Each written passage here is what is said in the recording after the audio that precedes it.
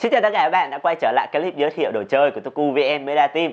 Thì nửa năm trước, sếp của mình, Boss đã gửi đến cho các bạn bản Super Sentai Artisan Daius Daireno của Gosei Sentai Dairanger. Và qua đó chúng ta đã thấy được sản phẩm được phục chế lại rất tốt, gần như là đã thay da đồ thịt hoàn toàn so với lại phiên bản gốc. Tiếp nối với thành công đó thì Bandai đã tung ra mắt sản phẩm phục chế thứ hai của series này, đó chính là Super Sentai Artisan Daius One Tiger. Và trong clip ngày hôm nay thì chúng ta hãy cùng tìm hiểu xem sản phẩm có những gì thay đổi thú vị so với lại phiên bản gốc nhé.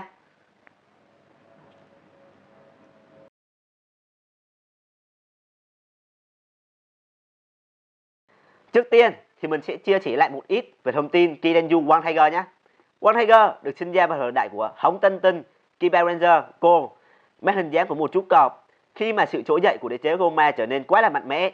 Đây cũng chính là thần thú trẻ tuổi nhất trong các thần thú của Dairanger. Và quay trở lại với sản phẩm của chúng ta ngày hôm nay thì trước tiên là về phần hộp.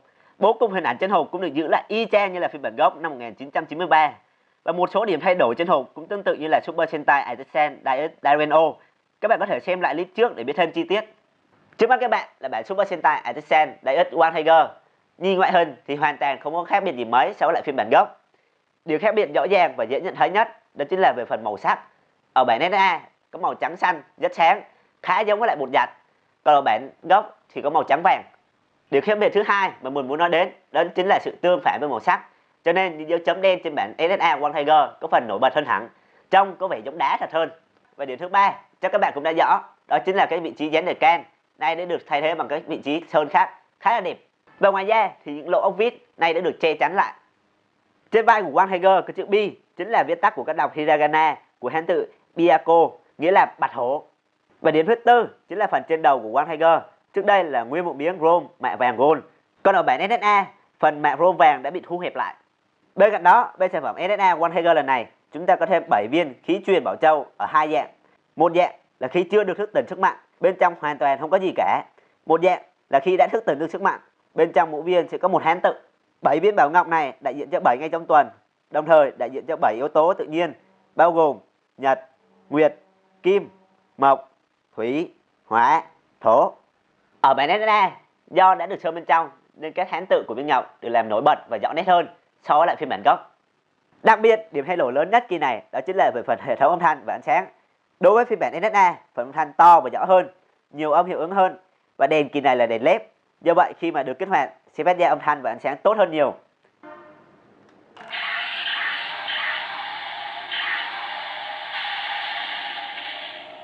Để kích hoạt âm thanh và ánh sáng, ở phiên bản gốc chúng ta chỉ cần tháo nắp chặn pin ra, gắn pin vào là có thể chơi được. Còn ở bản NSA thì hơi phức tạp hơn một tí, chúng ta phải tháo hai nắp chặn pin ra, sau đó gắn pin vào. Và cuối cùng thì cần phải mở công tắc on off một lần nữa thì mới có thể kích hoạt được. Nếu ta nhấn lần lượt bên A sẽ cho ra tiếng gầm gừ của One Tiger, còn khi nhấn giữ sẽ là tiếng chạy.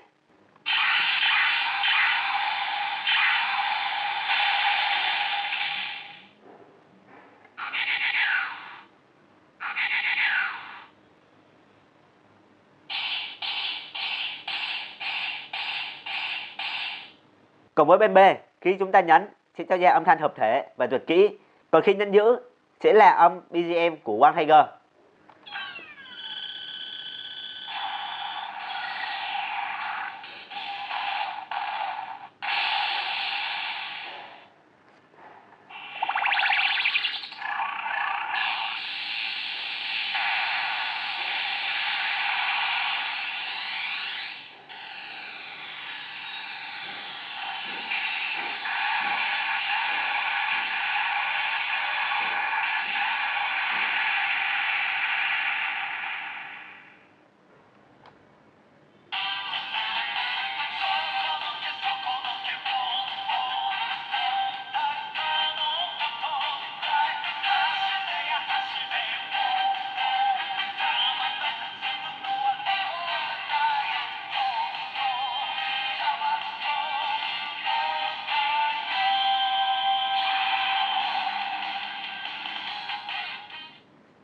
NSA One Tiger cũng chính thức là mẫu robot Daius đầu tiên có BGM riêng. Vừa rồi là đôi nét và dạng One Tiger. Bây giờ chúng ta hãy chuyển sang dạng Kiden Bujin One Tiger nhé. Ở phiên bản NSA, Kiden Bujin One Tiger do đã được sơn khắc lại và bổ sung thêm nhiều chi tiết nhằm bám sát với lại thiết kế trong phim nhất có thể. Ví dụ như là phần dép tay, nay đã được sơn khắc lại. Và trên nắm tay, nay đã được bổ sung thêm chi tiết. Phần lưng, nay đã được sơn khắc lại toàn bộ và đã được đồng màu lại, trông đẹp và bắt mắt hơn. So với lại phần lưng chống trơn của phiên bản DX thì phải nói là một trời một vực. Phần thắt lưng và đùi đã được bổ sung thêm chi tiết sơn đen, tạo cảm giác chân thực và phân mảng bộ phận rõ ràng hơn nhiều so với lại phiên bản gốc. Phần logo ở phiên bản NA này đã được làm to hơn so với lại phiên bản gốc. Bên cạnh việc chiến đấu bằng viên khí truyền Bảo Châu, Kiden Bujin One Tiger còn sở hữu cho mình một thanh hổ vương kiếm. Thanh kiếm này cũng không có gì khác biệt mấy so với lại phiên bản gốc. Sở dĩ thanh kiếm ở phiên bản gốc đã quá là hoàn hảo rồi. Và đó là tất cả về phần ngoại hình. Thế còn về phần khớp thì sao? Việc bổ sung thêm khớp mới giúp cho Kiden Bujin One Tiger có thể co tay được và tạo được nhiều tư thế cầm kiếm đẹp mắt hơn.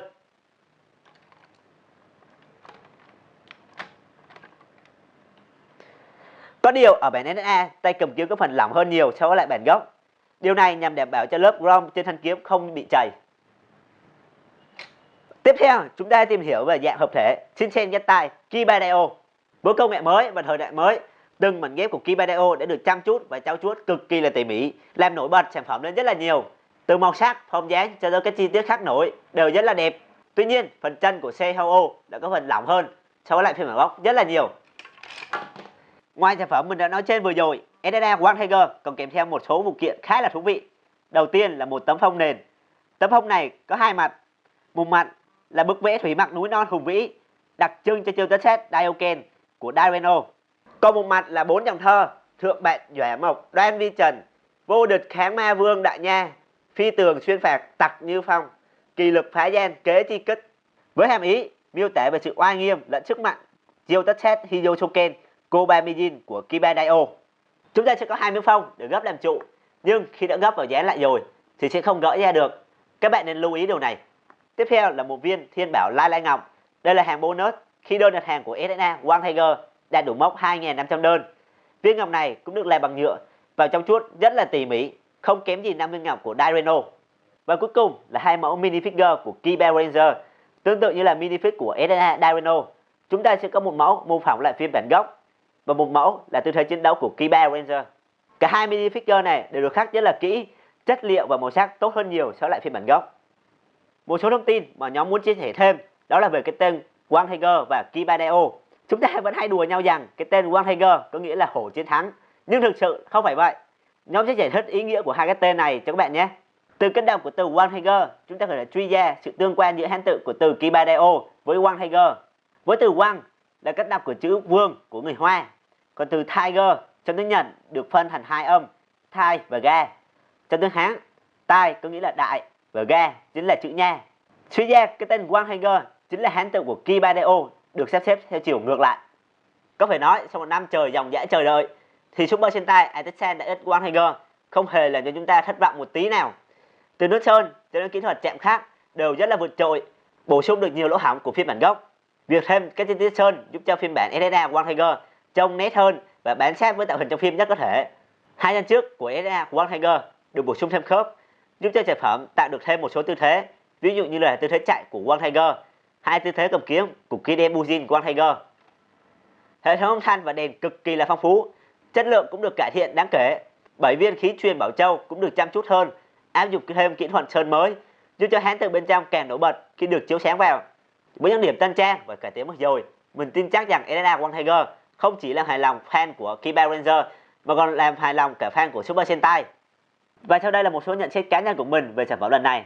Ở độ tuổi của mình, thế hệ 2K thì mình không hiểu rõ được sự ra đời của One Tiger và những cảm giác thú vị khi chơi ở phiên bản DX năm 1993 và lúc đấy là như thế nào. Và do sự giới hạn về công nghệ cho nên phiên bản DX năm 1993 đã không thể bám sát được với trong phim. Và cho đến bây giờ với công nghệ mới đã giúp cho phiên bản SSA đã có thể hoàn thiện hơn được phần nào. Và cảm giác của mình khi chơi và trải nghiệm ở sản phẩm SSA lần này phải nói rất là thú vị và rất là đã luôn. Và một điểm mình cực kỳ thích đó là khi mua các robot thuộc dòng SSA Dairanger được tặng thêm viên Thiên Bảo Lai Lai Ngọc này, phải nói cực kỳ là giá trị. Các bạn nên bảo quản cẩn thận. Đối với Dairanger, các món đồ chơi thuộc dòng Super Sentai Attack đã làm gần như là đủ, từ các dụng cụ biến hình cho đến các robot, phải nói rất là tuyệt vời. Và một điểm lưu ý cuối cùng dành cho các anh chị nào đã sở hữu bản SSA One Tiger, nên giữ cẩn thận bởi vì màu trắng rất dễ bị làm dơ. Và đó là những gì nhóm mình muốn giới thiệu cho các bạn về sản phẩm kỳ này. Các bạn nghĩ sao về sản phẩm lần này? Hãy chia sẻ ý kiến của mình bên dưới nhé, và đừng quên bấm like cũng như là subscribe để ủng hộ cho nhóm.